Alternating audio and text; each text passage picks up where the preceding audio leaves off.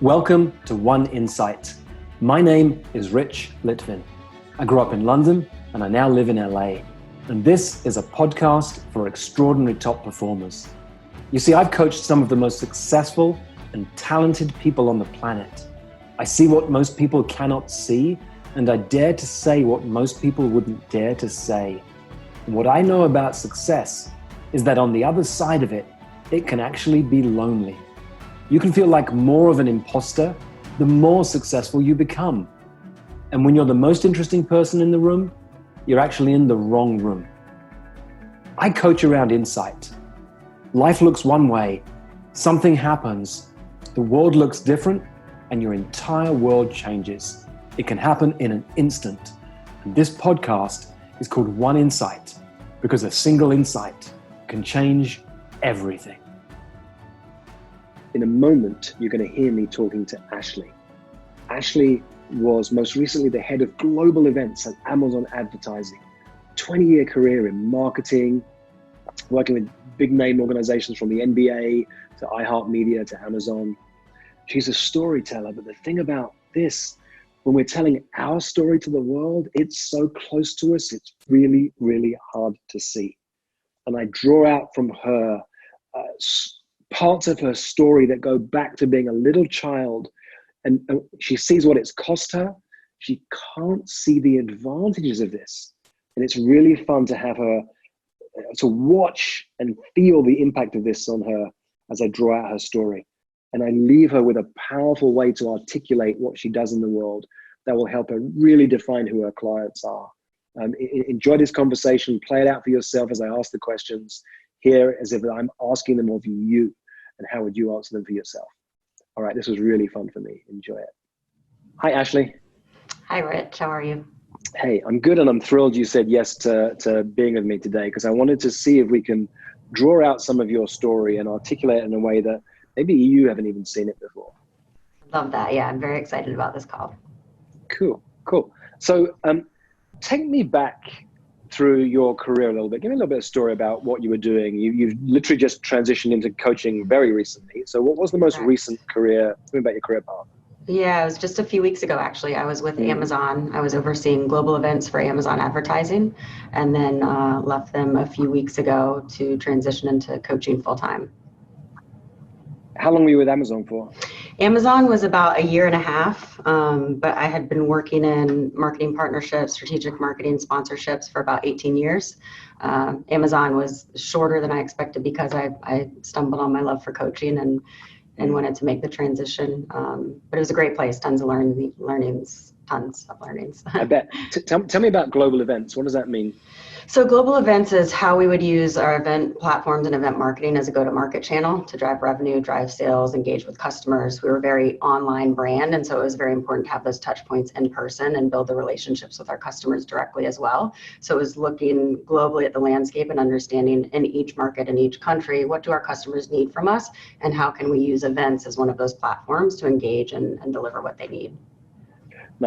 Nice to hear, actually, on a personal note, that a brand that is so involved online actually understands the power of people, which is where everything really happens. Very much so. I really respected that when I was talking with them about the role, and I respect them as a company overall. So, they have a good mindset behind it. So now tell me back, there's a 20-year journey in here. Marketing partnerships. Just tell me about previous companies you worked for. Why marketing? Yeah, tell me a bit more. I'm marketing. I love, I kind of fell in love with the storytelling, and the first part of marketing that I more fell in love with, I started in PR, and that didn't really feel like the right fit. And there was a lot of crossover between PR and marketing. So I was learning about marketing, and then I really enjoyed marketing partnerships and sponsorships. Most of my career was in sports and entertainment. So I worked with the NBA earlier in my career. I worked in soccer. Before Amazon, I was overseeing marketing solutions for events and event marketing with iHeartMedia. So I love the idea of bringing a brand and a property together, the partnership that you could create through that and the value you could provide to a consumer or customer by kind of cross-pollinating across the brand identities. And I just have fun in that sort of puzzle with the partnership. And a lot of that is strategy. And then you have teams that more run the execution of it once it's developed. And I really leaned into the strategy side the most. The word that made my ears prick up just then in the middle of that was the word puzzle. Yeah, I like puzzles. Yeah, I see you light up right now as I say that to you. Yeah. That's interesting. So you look for the puzzle and ways to bring people and ideas and stories together to solve that puzzle. Yeah, it's funny. And I don't even think until later in my career I looked for that. I think that things sort of have always sort of appeared. I'm very visual in how I learn. I learned that in school with auditory learning is a little more challenging for me. I would go back and write everything down and then use different colors. And I think I heard you talk about something like that similarly too. But as soon as I would write it down and see it visually, I remembered it. And that kind of transferred to seeing different pieces of things visually. I would just sort of see how they fit together. And that was really beneficial in partnerships because some of the partnerships are really complicated, like the larger integrated partnerships. So it helped be able to clearly see how they could align and support each other. Take me back in time. You're around about 6 years old. What would we see if we had a little camera on little Ashley right now? Yeah, it's funny. So I actually, I'll be honest, I cheated a bit because I had heard you ask this question before and I remembered some, but my mom is amazing. I knew she would have a much more vivid memory than I did. The part that I remembered was that I loved just being with my friends and my brother, and I loved friends that were different from me. I only remember that because a teacher for the first time called out that my two best friends were of different race and different culture backgrounds. I didn't understand what that meant at the time, but then after that, it stuck with me a little bit. But one of the main things my mom had said, and I remembered it after she mentioned it, was that in sixth grade, when I was 6 in first grade, I was performing above the class to the point where they weren't really sure what to do with me. And I don't mean that in a bad way. I'm not good at saying things like that. But there was a student that came in from Venezuela that didn't speak English, and they paired me with her. And I ended up working with her. I would do my schoolwork, and then we would spend a lot of time in the hall and working together. And I helped her to learn English and do all of her coursework by the end of the year. And it's so funny because I just remember her being one of my best friends, and I loved spending time with her, and I found her so interesting. But there was actually another motivation. So I think a lot of it was just, I like connection with people. And then the other side of it was I loved being alone. If I wasn't around people, like in class or hanging with friends, I was constantly by myself playing. I really liked just alone time playing. I found it peaceful, still do. Nice, me too.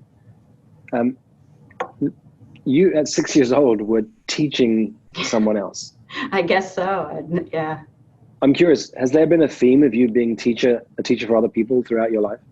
Yeah, there has actually. And there's also been a theme of curiosity about things that are different. I study languages. So I speak Spanish. I learned it when I lived in Spain. And then I'm studying French now. I'm conversational in it. And then I've studied a little bit of German and Italian. I want to learn all the Romance languages. I just love again, they feel kind of like puzzles, I think, that I love what they unlock when you live in a country and a culture in that language versus when you don't.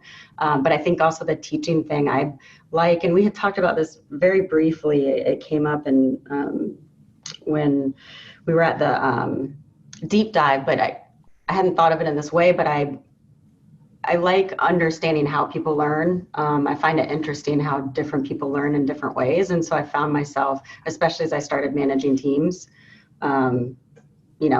teaching a lot, but a lot of that teaching was more leaning into how are they going to digest information, which again is a little bit of a puzzle, I guess. It's kind of fun. I'm seeing my own theme a little. You sure are. This is great. Yeah, I mean, if teamwork could be put into a formula, everyone would have great teams, but all over the world throughout human history, people have struggled to build, to lead, to motivate teams. What I'm hearing that your gift is that you love to understand how people learn. And if you know how people learn, you can find out what inspires them, what excites them, what holds them back, how to teach them in a way that they can receive. There's real power in that. Yeah, I think so. And even more so than how they learn, also just how they work, which in turn is how they learn. But it's very interesting to me. I just love, all of my friends are very different than me. I just love differences. I find it so interesting. And that comes with, if everyone's so different, they're also going to learn and digest information differently. And so that's why I think when people have a blanketed approach or management approach, it's it's very challenging because you can't blanket something on a bunch of different people that all comprehend and learn and digest things differently, you know? It's a really good catch. Most of the time people are trying to, how do I make my message so simple that everyone can get it, that it's really, this is the way things have to be done in our organization. This is the marketing pitch we've got out into the world, and it's done for people like me. But what I'm hearing about you is you look for differences, so you understand how people learn, how they think, how they work, and how they receive messages when you're looking at the marketing side of things. Yeah, I guess so. Yeah. Oh. So this is fun already. I'm already seeing things. I can see you seeing things. Yeah. Tell me a couple of your headlines, a couple of stories. So you've got to put humility to one side for this one. A couple of things that, you know, you were known for and actually you're proud of. And maybe you might not talk about it out loud to most people, but I work with this organization. This is what we added to the bottom line. I work with this team. This is the results we created. Tell me a couple of your headlines. Yeah, I think one from Amazon I was really proud of was actually from team management, because it's a challenging environment from a standpoint of you're a sole contributor, which means no one is also doing the work you're doing on your team, but you're also managing teams. And we get rated, our team management, randomly every 1 to 2 weeks. There's a system that we all answer questions for. And I was ranked the highest manager on our team for a consistent period of time, which that one to me was huge because it was difficult to balance, but your team's in a critical point in their career when they're managers, senior managers, directors, and I think developing them is a huge responsibility. And so even though I had a lot on my plate from a work standpoint, it was important to me to make sure that I was helping to develop them. So I think that was definitely a big one. I think also, before you move on. Sure. I can tell you're really proud of that. Yeah, I mean, I would want someone to do that for me. You know, it's easy. I saw a lot of managers, and it's okay. And with Amazon, and this is not at all a bad thing, but sole proprietor and your work comes first, because we hire people that shouldn't need a ton of management, but there's a development piece that I think is really important. And so, yeah, I was proud of the impact because I could hear and feel that from them, and yeah, it made me happy. That's great. That's great. Tell me another one, another story. So iHeartMedia, I think, would be another one. So my team created the strategy around how we sold sponsorships for all of our event platforms and our award show. So all the big like Jingle Ball, concerts, programs, everything that we did. And so when I was there, I contributed to over 90 million in revenue. Now that's a team effort. We didn't break out by person in that, but my team had a huge impact on revenue generation by building the stories around our event marketing platforms and then selling them to consumers in a way where there was just that perfect fit with how they wanted to experience our brand and our products. So it was a proud moment to generate that much revenue and benefit the company in that way, support the company in that way. So I think that was another great one that, yeah, I was really proud of. I love it, I bet. And I love that you are so quick to acknowledge the team. You don't miss out in acknowledging the team in that. Yeah, there's a lot of team in it though. You know, I think it's tough. Obviously, my role is to help lead and guide a lot of it from a strategy standpoint and give feedback and help push them in the right direction. But it's definitely a team effort with, I think, anything once you get to VP and above. And a lot of times before that, there are a lot of people involved in making something a success. Yeah. I'm also noting, I should say, because there are many leaders who forget that or miss that. And the paradox is that both are true. The team can't do it without the leader and the leader can't do it without the team. Some leaders just dismiss the team and acknowledge like, hey, I contributed an extra $90 million of revenue to this organization I was part of, and they miss something out. It speaks to who you are and how you see people and why team is so important to you. Well, thank you. Yeah. Tell me, what have you struggled with for most of your life? What's the one thing that's held you back for most of your life, Ashley? This one's interesting because I've been diving into it more as I was introduced to coaching this past year. I think the biggest thing is some of the attention that sometimes comes with accomplishment. I'm not someone who loves the spotlight or loves attention. And so I've, more than I realized probably in the past, have understood that in the past I've stepped back from things, or I've done great to an extent where people are excited and proud, and I'm proud of myself, but I haven't gone quite as far as I could have because I didn't want the attention around it. And so it's something, when I look back after having that awareness, I noticed was a pretty decent theme, a lot bigger than I would like it to be. So I think, and I still struggle with that. Hear it. Let me reflect this back, because it's interesting. I'm always fascinated by the dark sides of people's gifts. We'll come on to that.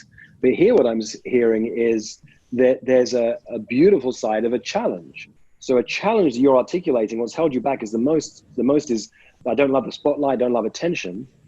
Well, the gift of that, no wonder you've been such a great leader. Even just now, acknowledging the team, the person who doesn't want the spotlight is going to be actually an amazing leader in some ways.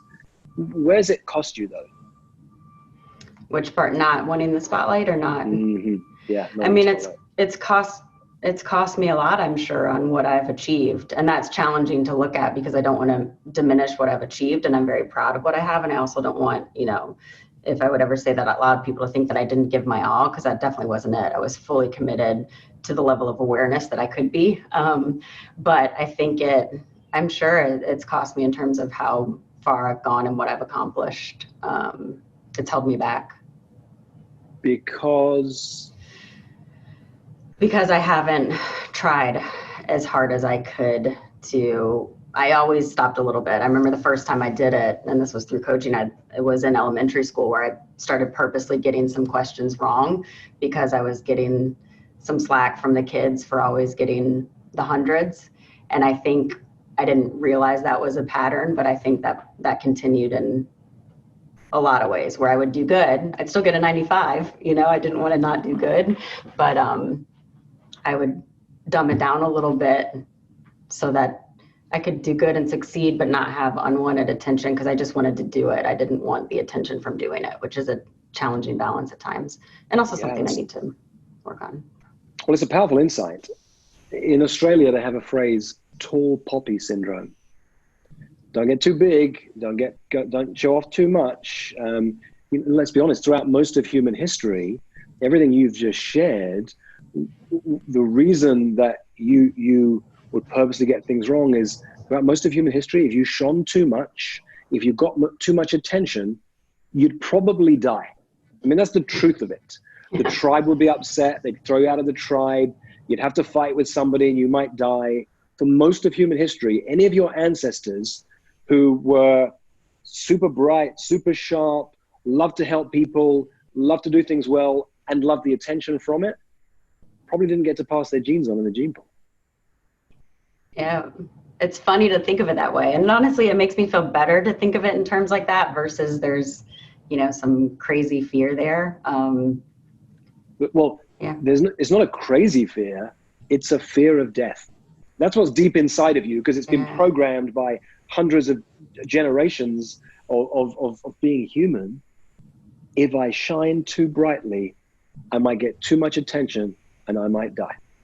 I mean, let's be honest, even in 2020, there are people who, when they shine brightly, the attention goes on them, the media, whatever it is, their life can be in danger in all sorts of different ways. So even today, it's very true. So what I'm doing is making sense of what feels a little crazy in your mind. Why did I always dumb myself down? Why did I not want to shine bright enough? Why did I always stop a little bit short? Well, it wasn't crazy at all. Your entire system is designed to keep you safe, and it has done. That's why you're here. I like that side of it. Yeah.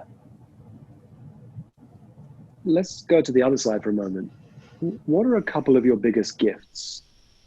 What were you known for? What were your gifts? So I've still been diving into that some. I think definitely one of them is connecting with people. I think part of it is that part where I find people really interesting. And so I look at not on purpose, but kind of look at those different ways that I can connect with them, because I find it interesting to find where we have something in common, et cetera, to understand them. So I think there's a people piece there and a connection piece there. I also think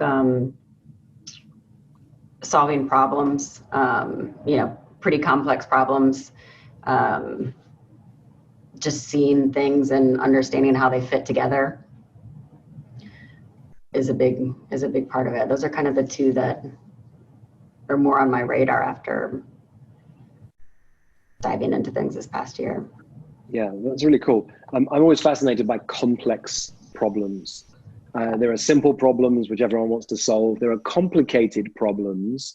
You can bring in all sorts of strategists, but complex problems, not many people can play that game. And it seems to really turn you on. It's that story of being fascinated by puzzles all your life. Your eyes are lighting up right now as I'm talking. Yeah, it's funny. It shouldn't, right? It's like not the most fun thing in the world if you think about a complex problem, but I find it really interesting how you get all of the different pieces to work and fit together. It's fun. My brain just kind of runs on its own trying to figure it out. And I think that process is so fun. Right. Well, it's not fun if it's a complex problem and it's not how you think. But your visual, I see you as one of those movies from 10 years ago where they start moving these things around on this screen in front of them. We haven't quite got that technology yet. But you do that in your head, moving these things around, because what looks complex is only... See, what you have is high-level complex pattern recognition. You see things that other people can't see. For them, it looks complex. For you, it looks like, well, move that here, put this here, put these two people together here, put that opportunity there. Wow. And the result is an extra $90 million for the organization. Yeah, I just got goosebumps. It's kind of funny because I don't think I've started to recognize that one as something that comes more naturally, but I don't think I've looked at it in that way. It's hard for me to see it as something that people don't do since my brain works that way. Do you know what I mean? I struggle with that one. Well, that's why I want to reflect it back to you so you can hear it in a way that it's just what you do. You can't see it. You're too close to it. It also gives me a clue. I'm going to ask you this in a second about the kind of people you want to work with as a coach. You're not going to be interested or turned on if someone says, hey, I've got time management issues. I need an accountability to get to the gym and lose a bit of weight. It's going to bore the heck out of you. You're going to want to work with people who either have complex problems or are trying to solve complex problems. Yeah, definitely. And I've thought a lot about that. I mean, I'm smiling as you're saying that, because I think a big part of coaching for me is, obviously I love what I've experienced with it. And I truly believe in the impact and power it has to change people's lives. But also a big part of the shift for me professionally is that I want to work in something I'm extremely passionate about and very intentional in terms of the people that I work with. And I agree. I think the high performance route and even potentially working with professional athletes, working in that space where people are, continually challenging themselves and like that challenge and like trying to figure things out and just want that other little window or insight to help them. I find it really, really interesting. That's great. Tell me about the dark side of that gift. You can solve complex problems in a way that nobody else can. What's the dark side of that? There's a very easy dark side of that one that I've actually spent a ton of time working on. And I think the first part of working with people and trying to understand them helped quite a bit, but it's then communicating and articulating and helping to other people to understand what you're seeing, or help other people understand why it makes sense.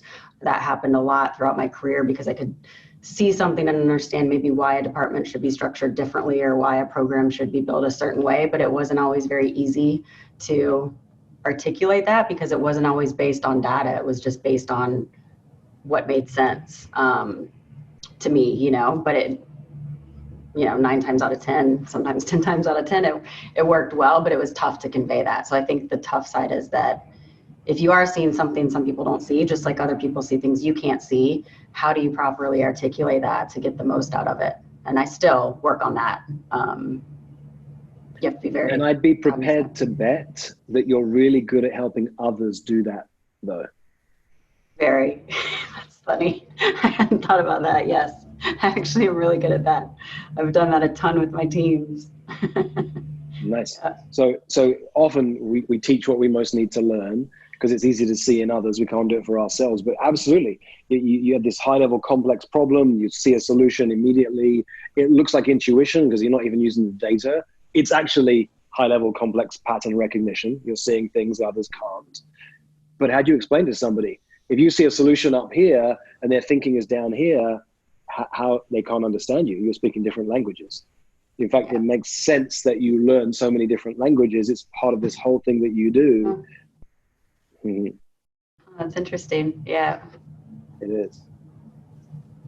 Tell me, what's the dark side? This ability you have to connect with people, you find people really interesting. What's the dark side to that? Yeah, I think there's some pretty decent dark sides with that, to be honest. I think sometimes with that, I think I can sometimes understand some sides of people they might not want me to understand, or they might be trying to hide.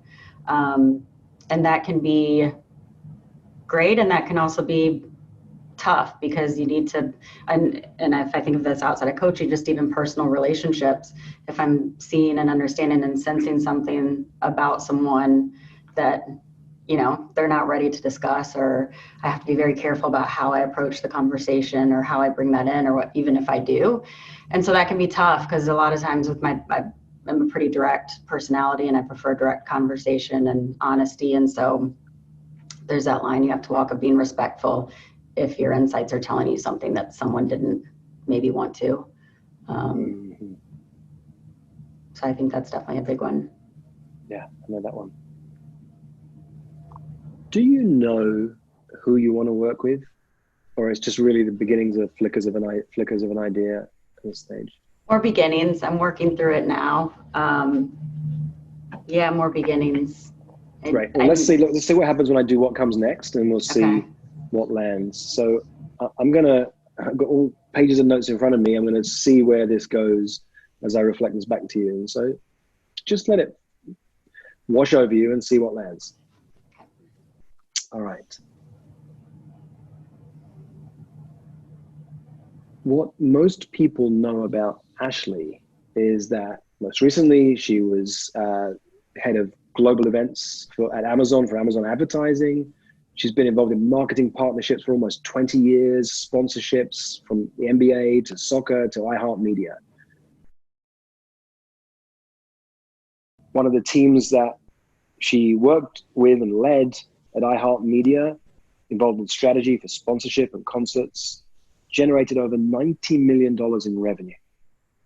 And the team that she led in Amazon, she was personally ranked as the highest manager on the team with the scores over a significant period of time.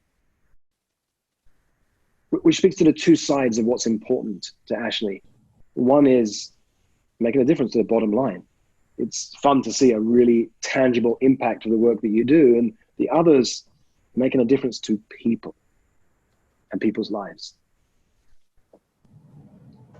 You know, back when Ashley was 6 years old, she was fascinated by the kids who were different from her. She was always a high performer. In fact, she was doing so well at 6 that the teachers didn't know what to do with her. They actually had to try and engage her by having her help one of the children who didn't really speak English. At 6 years old, Ashley was teaching other people. What she's also been doing from that young age is solving puzzles. She loves puzzles. She comes alive when there's a puzzle. She's very visual. She sees colors. She sees how things fit together. What we call that, when we understand it, is high-level complex pattern recognition. But when you don't see that, it looks like magic. Ashley's got a gift at connecting with people, although at times she can be desperate to have alone time to get a sense of peace back again. She has an intense curiosity about how things are different. She's learning and mastering 5 different languages. You see, even learning a language is a puzzle that can unlock a country and a culture and experiences that you couldn't have if you hadn't solved that puzzle. Ashley loves differences. She loves to understand how people learn and how people work and teams. And she's been driven by a secret for much of her life. She doesn't love the spotlight, and she doesn't love attention. In fact, at elementary school, she learned at a really young age to purposely get things wrong, so she didn't stand out too much. And whilst on the inside, she feels that's cost her a lot, she always stopped a little bit before she was able to, before she needed to. Ashley's a woman who's helped build incredible teams as a leader because there's a gift in not hogging the spotlight. There's a gift in being willing to put other people on the podium and acknowledge them. This fascination with people and connecting with people because she finds them so interesting has a dark side, because Ashley loves to be direct and honest. It's one of her gifts. And sometimes, particularly in the personal world, being that direct and honest can be challenging. Except now, Ashley is a coach and a consultant to very successful people. And one of the things super successful people love more than anything else is someone who can look them in the eyes and be really direct and really honest and say what needs to be said. Unlike most people, Ashley's eyes light up when there's a complex problem to solve, because she understands how all the pieces of the puzzle fit together. The challenge of that in her career was that it could be really difficult to articulate it. You see a problem without even having all the data to your fingertips. You just understand what the solution is. Articulate it to others can be challenging. Except now, as a coach and a consultant to leaders who solve complex problems, one of her gifts is that she can help you to articulate the things that you see that are so obvious to you to the people who don't yet see them at the level that you do. Ashley's clients are high performers like she is. They often have a secret they've hidden that, despite all the acknowledgement of the people around them, they're not actually playing as big as they know they could. They continually challenge themselves, but there's a place where they hold just a little bit back and nobody can see it. And they need someone who understands them, understands their unique challenges, and isn't afraid to tell them what they most need to hear. If you love to solve complex problems, if you have a challenge in articulating complex solutions to people in your team, you need Ashley as your trusted advisor in the next stage of your journey. Whew. Wow. I'm doing the same thing. Wow. There were a lot of dots that I had not connected throughout that.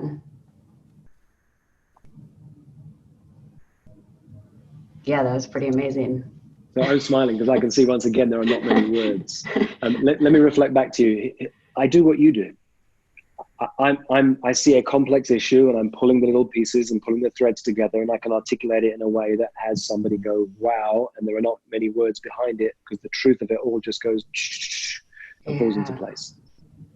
We play the same game in different ways for different reasons. This is what you do. And so as you continue on this path for the next stage of your career as a coach and a consultant and a trusted advisor, and I use those three words advisedly. Coaching, most coaches make the mistake of thinking coaching is a label. It's a tool you can pull out of your backpack when you need it. You have these skills to be a high-level consultant. You have the skills to be a high-level coach and a trusted advisor to high-level leaders. That's who you are, the kind of leaders who solve complex problems. Those are your people.